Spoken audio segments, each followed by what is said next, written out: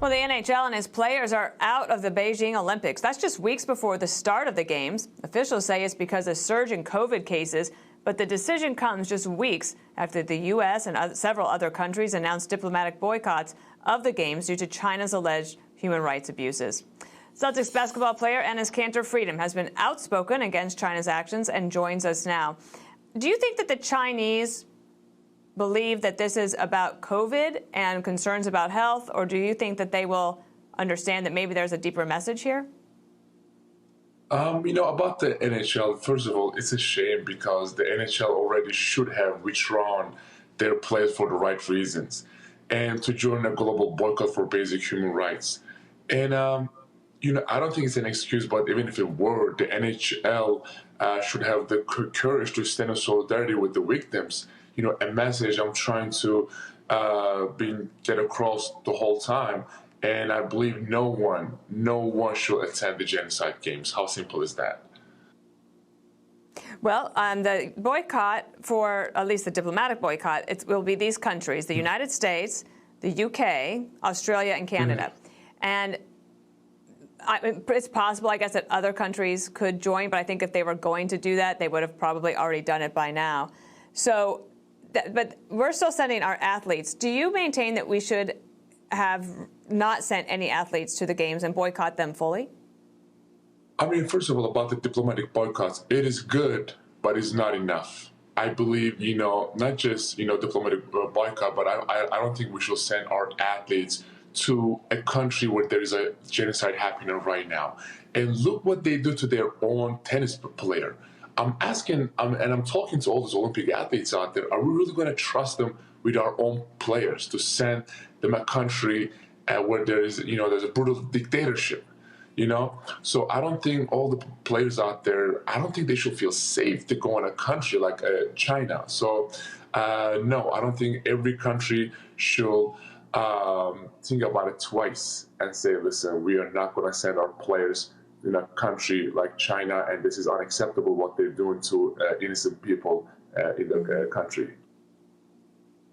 You mentioned the tennis player Peng Shuai. Of course, she was, had put on social media that she was accusing one of the elder communist leaders of sexual harassment and even assault. Then all of a sudden she disappears, and then she's back. And now today, the update, just to let everybody know, is apparently she has saying or has possibly been made to say that she never made that allegation in the first place. So obviously a lot of funny business there. Let me also ask you about the NBA. Adam Silver was on ESPN yesterday.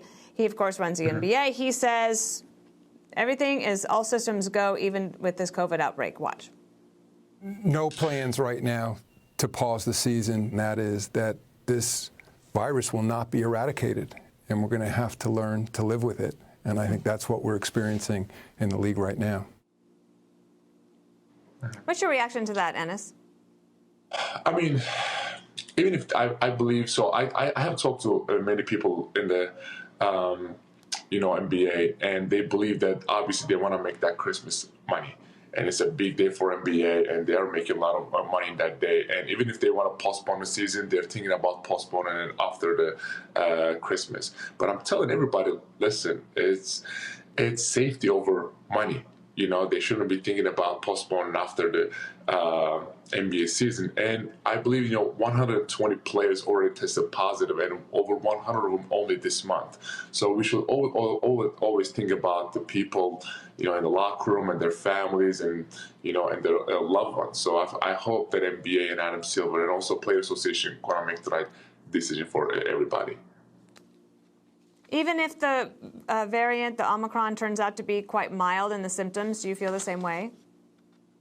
It all depends on, obviously, I do trust our trainers and our, doctors in NBA, but, they care about their player safety first. So I believe that they're going to make the right decision.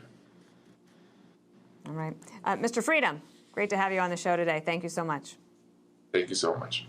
Hi, everyone. I'm Brian Kilmeade. I want you to do me a favor. I want you to click to subscribe to the Fox News YouTube page. This is the only way that I know for sure that you're not going to miss any great commentary, any great news bites, any great interviews coming your way on Fox. You can get it all here on YouTube. So subscribe right now.